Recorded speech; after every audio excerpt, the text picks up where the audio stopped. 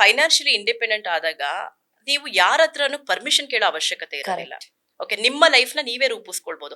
ಹಂಗಂತ ಹೇಳಿ ಒಬ್ರೊಬ್ರು ಹೆಣ್ಮಕ್ಳು ಫೈನಾನ್ಷಿಯಲ್ ಇಂಡಿಪೆಂಡೆಂಟ್ ಆದ ತಕ್ಷಣ ನನ್ನ ಹತ್ರ ದುಡ್ಡಿದೆ ಏನಾದ್ರೂ ಮಾಡ್ಕೋ, ಹೌದು. Already next day divorce, next day court court. ಕಚೇರಿ, ಹೌದು ಹೌದು. ನೆಕ್ಸ್ಟ್ ಡೇ ಪೊಲೀಸ್ ಸ್ಟೇಷನ್, ಹಿಂಗೆಲ್ಲ ಹೋಗ್ತಾರೆ. It is not that. Actually Correct. Financial independence ನಿನಗ್ ಬೇಕು.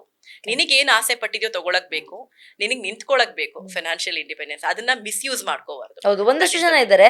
ಬಟ್ ಒಂದಷ್ಟು ಜನ ಫಿನಾನ್ಷಿಯಲಿ ಇಂಡಿಪೆಂಡೆಂಟ್ ಆಗಿದ್ದಾರೆ ಅಂತ ಅಪೋಸ್ ಮಾಡ್ತಾರೆ ಪರ್ಸನ್ಸ್. ನೀವು ನೋಡಿದೀರಾ ಆ ತರದ? ಎಸ್ ಎಸ್ ಓ, ಎಸ್. ದುಡಿತಿದ್ದಾಳೆ ಅಂತ ದುರಾಂಕಾರ ಇವಳಿಗೆ ಅಂತ. ಬಟ್ ಆತರ ಇರಲ್ಲ ಇಲ್ಲ ಪರ್ಸನ್ಸ್. ಇಲ್ಲ ಮ್ಯಾಮ್, ಸಿ ಹೆಣ್ಮಕ್ಳಿಗೆ lot of hormones problems Correct. ಇರುತ್ತೆ. ಓಕೆ, ಈಗ ನೋಡಿ ನಮ್ದೇ ಒಂದು ಎವ್ರಿ ಮಂತ್ ಸೈಕಲ್ ಆಗುತ್ತೆ, ಪೀರಿಯಡ್ಸ್ ಆಗುತ್ತೆ, ಅದಕ್ಕಿಂತ ಮುಂಚೆ ಓವಲೇಷನ್ ಆಗುತ್ತೆ, ಅದಕ್ಕಿಂತ ಅದಾದ್ಮೇಲೆ ಪೀರಿಯಡ್ ಸಿಂಪ್ಟಮ್ಸ್ ಬರುತ್ತೆ.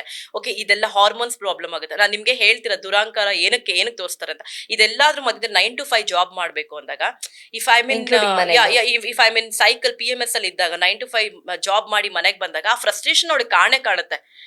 She is not a doll ಅಲ್ವಾ? ಕೀ ಕೊಟ್ಟ ತಕ್ಷಣ ನಗು, ಕೀ ಕೊಟ್ಟ ತಕ್ಷಣ ಅಳು ಅನ್ನೋದಕ್ಕೆ ಆ ಫ್ರಸ್ಟ್ರೇಷನ್ ಕಂಡೇ ಕಾಣುತ್ತೆ. Yes. ಆ ಫ್ರಸ್ಟ್ರೇಷನ್ ಹೋಗ್ಬಿಟ್ಟು ಜನಗಳು ದುರಹಂಕಾರ ಅಂತ ಹೇಳಿದ್ರೆ ತಪ್ಪಾಗುತ್ತೆ ಮ್ಯಾಮ್. ಕರೆಕ್ಟ್. ಯಾ ಅಲ್ವಾ? ದುರಹಂಕಾರ ಅಂದ್ರೆ ತಪ್ಪಾಗುತ್ತೆ. ಆ ದುರಹಂಕಾರ ಅಂತ ಯಾರಿಗೆ ಹೇಳ್ಬೇಕು ಗೊತ್ತಾ? ಮನೆಯಲ್ಲೇ ಆರಾಮಾಗಿ ಅಪ್ಪ ಮಾಡಿದ್ದು, ಗಂಡ ಮಾಡಿದ್ದು ತಿನ್ಕೊಂಡು ಕುತ್ಕೊಂಡು ಅವ್ರು ತೋರ್ಸಿದ್ರೆ ದುರಹಂಕಾರ ಆಗುತ್ತೆ. ಪಾಪ ವರ್ಕಿಂಗ್ ಹೆಣ್ಮಕ್ಳಿಗೆ ನೀವು ಅಷ್ಟೇ ಬೆಳಗಿಂದ ಸಂಜೆವರೆಗೂ ಇಲ್ಲಿ ದುಡ್ದಿರ್ತೀರಾ, ಮತ್ತೆ ಸಾಯಂಕಾಲ ಮನೆಗ್ ಮನೆಗೆ ಹೋಗಿ ಏನೋ ಒಂದು ಹೇಳಿದಾಗ ನಿಮ್ಗೆ ಹೆಂಗ್ ರಿಯಾಕ್ಷನ್ ಇರುತ್ತೆ? ಅದು ನೀವು Definitely. ತೋರ್ಸ್ಲೇಬೇಕು ಫ್ರಸ್ಟ್ರೇಷನ್.